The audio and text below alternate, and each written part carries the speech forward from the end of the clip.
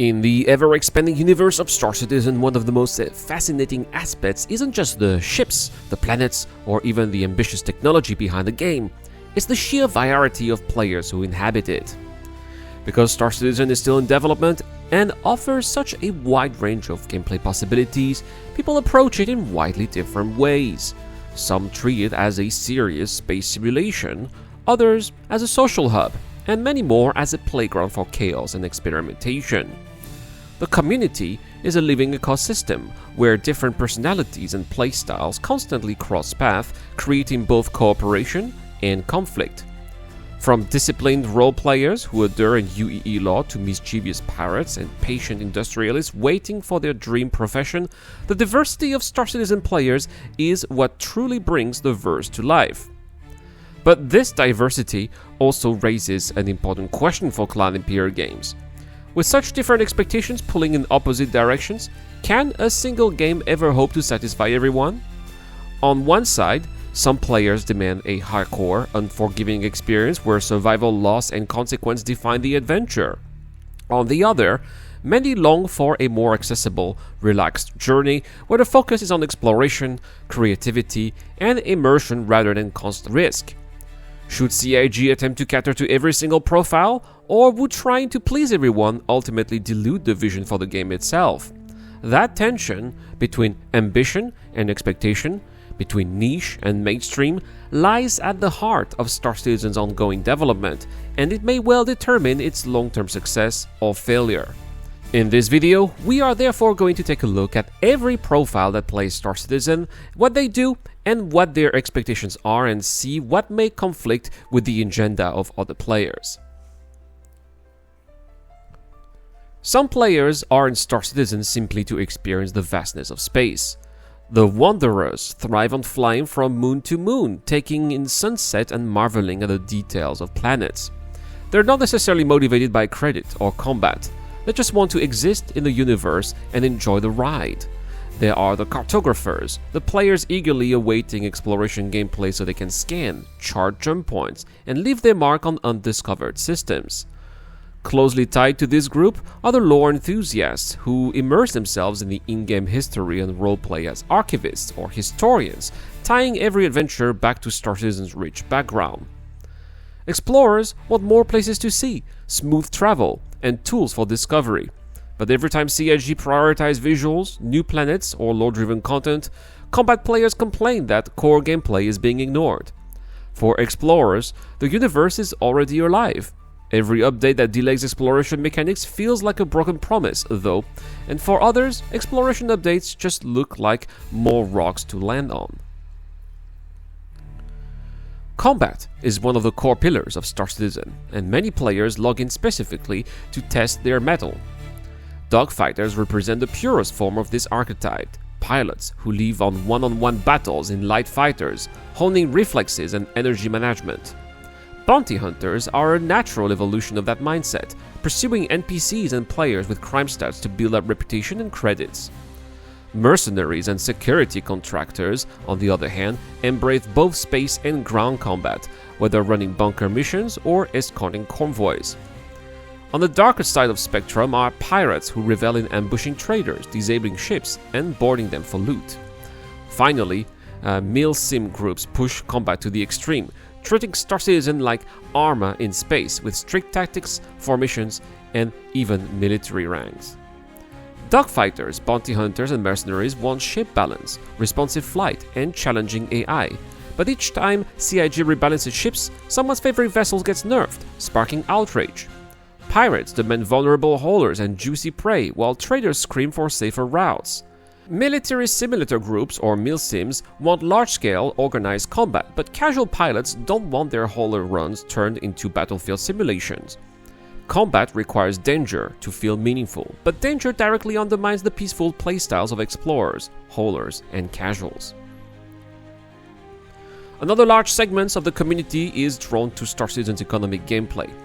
Miners, whether a solo prospector or with a team on board a mole, dedicate themselves to extracting valuable resources. Salvagers are equally committed, stripping down wrecks for raw materials, from small vulture operations to massive reclaimer fleets. Haulers and truckers, flying ships like the Freelancer, Caterpillar, or Hercules, enjoy moving cargo across the galaxies, often running the risk of piracy. Some dream of becoming manufacturers and crafters when those systems finally come online, refining material and producing weapons, armor, or ship components. Traders complete this ecosystem speculating on markets, buying low and selling high while riding the fluctuations of Star Citizen's future dynamic economy. Industrialists crave stability, long-term progression, and a functioning economy. Yet, the more profitable mining, salvaging, and trading becomes, the more attractive these loops are to pirates, griefers, and scammers. Haulers want safe, reliable cargo runs, while combat players accuse CIG of making the game boring trucking spacing game. Traders thrive on volatility, but explorers just see market systems as noise. Balancing the economy so that it's rewarding without making piracy mandatory is an impossible tightrope. Star Citizen is a social sandbox, and many players focus on the community aspect more than the gameplay loops. Org leaders are the empire builders, commanding fleets and recruiting members to achieve large-scale goals. Role players bring immersion to a new level, acting in character as bartenders, mimics, captains, or even ordinary citizens, creating a living world within the game.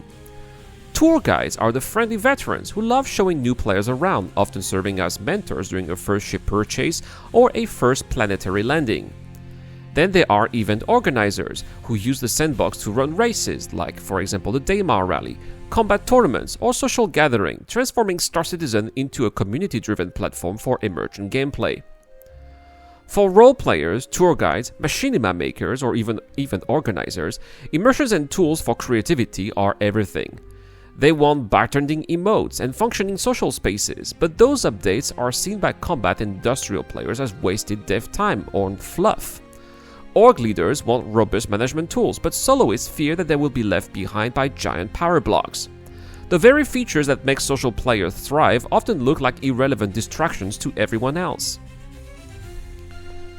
For some players, Star Citizen is less about the roleplay and more about the experimentation. Ship collectors, often the biggest backers, enjoy building fleets, sometimes owning dozens of ships just for the joy of it. Mechanics and gearheads deep dive into component choices, constantly tinkering with the loadouts to optimize performance. Bug hunters dedicate themselves to the public test universe stress tests and bug reporting, actively contributing to the development process and often posting in the issue console. Meta chasers, meanwhile, are always chasing the most effective strategy, switching to whichever ship or weapon setup is currently considered best in the community. Bug hunters and testers celebrate every technical breakthrough, like server meshing or netcode rewrites. Ship collectors love new concept cells, and mechanics enjoy tuning components. But to casual players, these updates feel like invisible backend work, or worse, cash grabs with no new gameplay. Meta chasers thrive when balance shifts, but explorers and role players hate when their favorite ships are made obsolete. What excites testers can frustrate those who want a stable, finished game. Many players don't fit into hardcore categories, they just enjoy logging in for casual experiences. Tourists jump in for a few hours, flying around, exploring landscapes, and taking screenshots. Soloists prefer to stay independent, experiencing all the gameplay they can without relying on organizations. Weekend warriors log in mainly during big events like Jumpdown or Siege of Orison, treating the game as a shared adventure with friends. Then there are the couch pilots, who love the idea of a chill space trucking sim, avoiding combat altogether and just relaxing in the verse. Casual players want Star Citizen to be accessible, easy to jump into, forgiving, and fun in short sessions. But hardcore groups demand higher stakes, persistence, and punishing mechanics for immersion. The very systems that make Star Citizen exciting for milsim orgs, death penalties, high-risk cargoes, realistic logistics, alienate tourists and weekend warriors. Catering to the casual crowd risks watering down the danger and immersion that the hardcore player lives for. Then there are those whose playstyles are still waiting for features to arrive. Colonists and homesteaders dream of setting up outposts, farming, and living on alien worlds. Creature hunters are looking forward to more wildlife gameplay, taming or hunting alien fauna. Politicians or power brokers will rise when organizations will gain more influence, managing alliances, finances, and entire regions of space. Medical and rescue specialists already play a role with medguns and cutlass reds, but in the future, they'll have a full-blown search and rescue loops. And scientists and researchers eager to study anomalies or alien tech will push Star Citizen into more exotic gameplay once exploration expands. Colonists, scientists, and medical specialists are waiting for entire gameplay loops that don't exist yet. Every delay feels like betrayal, but pushing those features forward would also slow down combat, economy, or exploration development. Creature hunters want more fauna, but there are also industrialists who say that animals are useless fluff. Homesteaders want base building. Combat players complain it will encourage Farmville in space.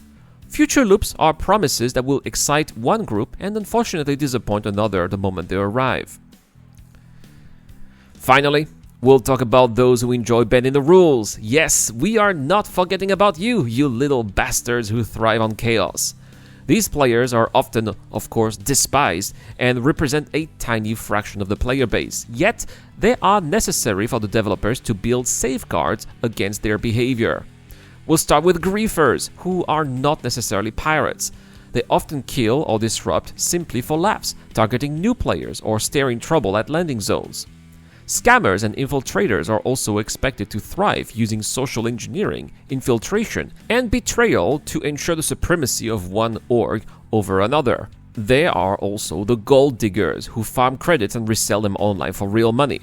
Of course, this is against CIG's terms of service, and such behavior should be reprehensible, but at the same time, we should also count on the ingenuity of these rule benders to precisely adjust these rules and standards of operations or SOPs that will contain them.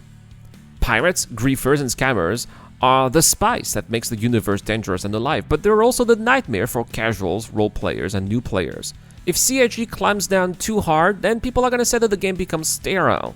If CIG allows too much freedom, the forums will fill with complaints about griefing. The fact is that even RMTs or real money trading farmers will shape how the economy works, forcing CIG to police its own systems without crushing emergent gameplay.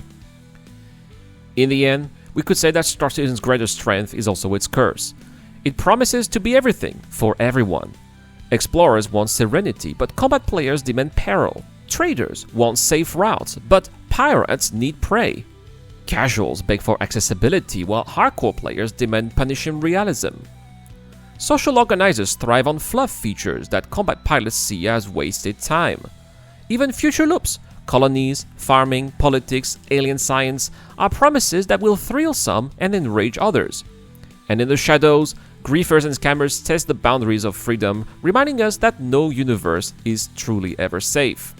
The truth is, Cloud Imperium Games can never fully win with this balancing act. At best, they can build a living compromise, a galaxy that sometimes is too dangerous, sometimes too forgiving, sometimes too complex, sometimes too shallow.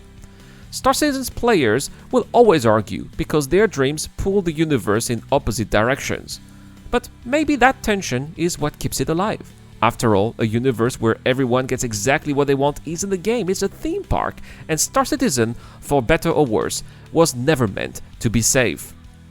That is all for this video, which of course is a little longer than what I usually do. If you enjoyed this analysis, well, let me know in the comment section down below. Don't forget, we have a giveaway this month. I'm giving away a Drake Golem for one of 10 free entries. Don't forget to like and subscribe and comment to any videos posted this month, or to take entries for Patreon and YouTube members. So if you enjoy the channel and the content, you can support on Patreon. It really helps a lot. And also you can get some free ships perhaps as well.